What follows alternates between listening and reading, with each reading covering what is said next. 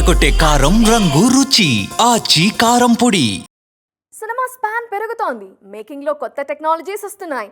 ముఖ్యంగా pan India movies విషయంలో graphics key role play చేస్తున్నాయి. ఈ విజువల్ ఎఫెక్ట్స్ ఆడియన్స్కి ఎంత మంచి ఎక్స్పీరియన్స్ ఇస్తున్నాయో అదే స్థాయిలో సమస్యలు కూడా క్రియేట్ చేస్తున్నాయి. అందుకే ఈ సిచ్యువేషన్ని డీల్ చేయడానికి కొత్త దారులు వెతుకుతున్నారు మేకర్స్. రీసెంట్ టైమ్స్ లో భారీ చిత్రాలు చెప్పిన టైంకు ఆడియన్స్ ముందుకు రావడం అన్నది గగనంగా మారిపోయింది.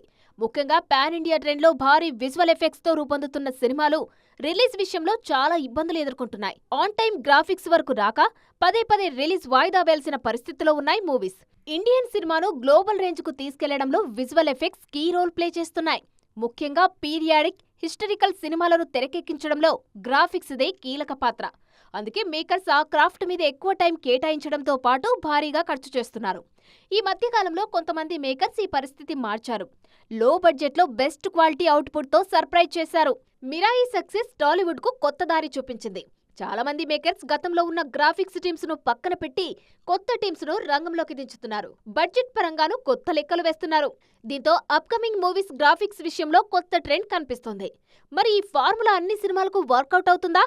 Let's wait and see.